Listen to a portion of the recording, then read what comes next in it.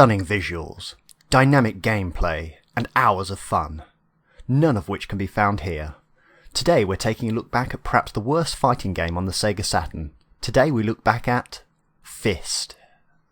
It's not often I take a look back at games as bad as Fist, but today I thought that I'd make an exception for this title, as there is a subgenre of game collector specifically looking for the worst games ever made. Fist is notorious for its terrible graphics, limited controls, and overall lack of game design. I'd avoided picking up this title for a long time until last year, as I already had a bulk shipment of games arriving from Japan, and it made sense to add this to the shipping. Before I start, I think it's worth mentioning that there is also a PlayStation 1 version of Fist, which differs slightly in graphics and control system from the Sega Saturn version. From what I understand, both the PlayStation version and the Saturn version are equally bad in different ways. Today we'll be looking just at the Saturn version.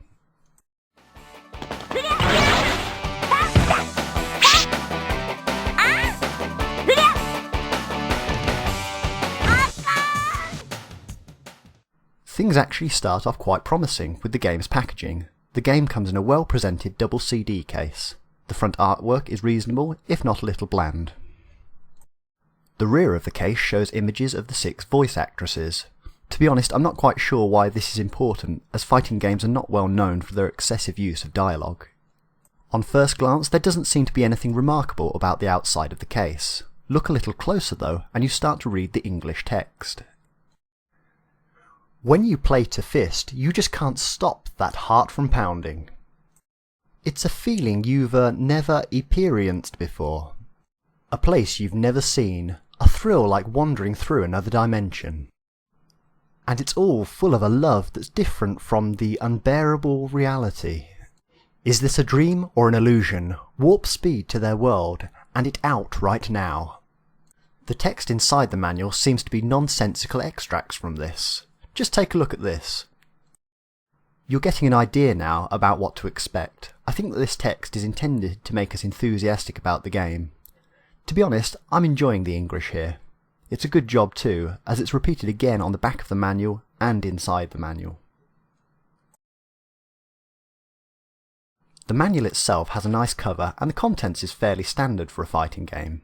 A character portrait and a list of moves.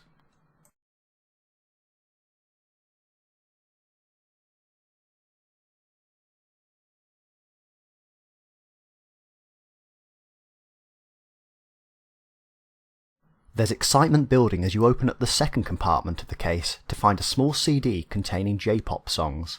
I will play you out with one at the end of the video. So it's looking good so far. Reasonable artwork, a bonus CD, and only a trace of dubious translation. Booting up the disc, you're greeted with a rather plain title screen. The options menu is nothing special, just the regular options of difficulty, battle length, etc. to play around with. I'm choosing to go straight into the game, and oh my are there problems all over the place. The first thing that hits you is the graphics. The polygon count is low, the models are out of proportion, and the game only looks half finished. In some levels, there are the bare minimum of graphics to even let you know that you're fighting in an arena. There are no ring outs as found in similar fighting games. The ground texture will map on forever. Go!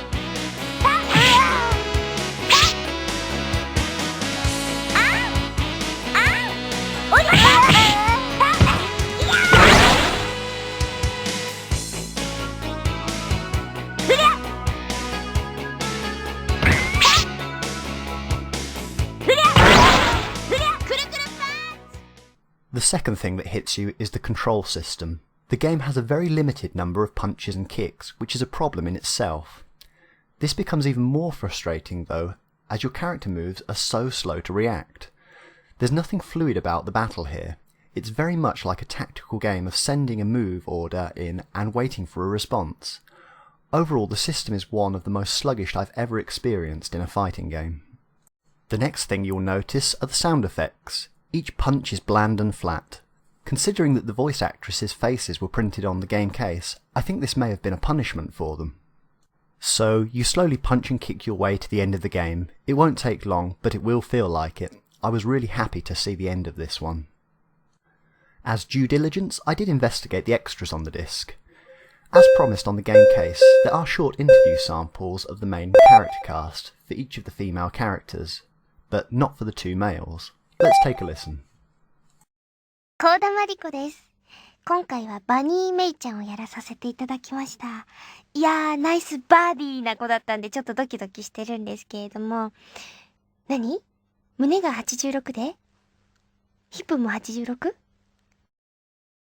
Fascinating. I'm not really certain why these are here, as the voice actresses would possibly only have recorded around 5 sound effects each by my account. 6 actresses for a game this size seems very excessive. The second extra is a feature to take a look at the character models in more detail. As you would expect, it's yet another pointless feature used to pad out the content. In my opinion, this game should never have been released in this state. Thankfully, the damage was limited only to Japan, and many games outside would never have had the misfortune of ever paying full price for this one. Speaking of price, how much should you pay for this one? Well, honestly, this is a game of no gameplay value, so you'll most likely be collecting this one for the notoriety alone.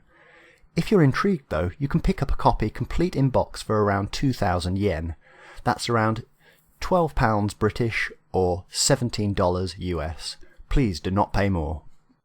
But wait, if you collect Fist, you open yourself up to an added danger. You see, Fist is actually the third instalment of the Pretty Fighter series. Before long you might find yourself ending up a bit like me and collecting the whole series of terrible games. Its 2D precessors are admittedly nowhere near as bad as Fist, but perhaps rather a forgettable footnote in the gaming history. From one collector to another, if you must collect this series, please do not overpay to put it in your collection. Due to its gathering reputation as a terrible game, the price has actually risen over time as curious collectors reduce the number of copies out on the open market. I can only sum up Fist as a lackluster attempt at making a 3D fighting game. When you can pick up the infinitely better Virtua Fighter 2 for pennies, there's no real reason to seek this one out. As promised, I'll play you out with a sample of J-pop from the bonus CD.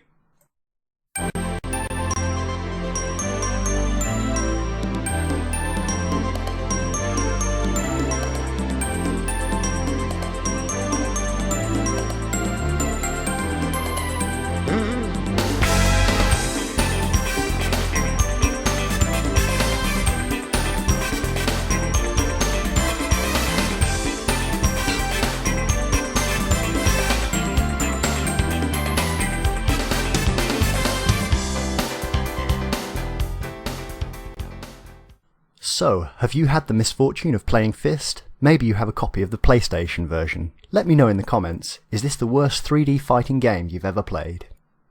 Remember, you can always comment, like, subscribe and find us on the social media sites below. Happy collecting!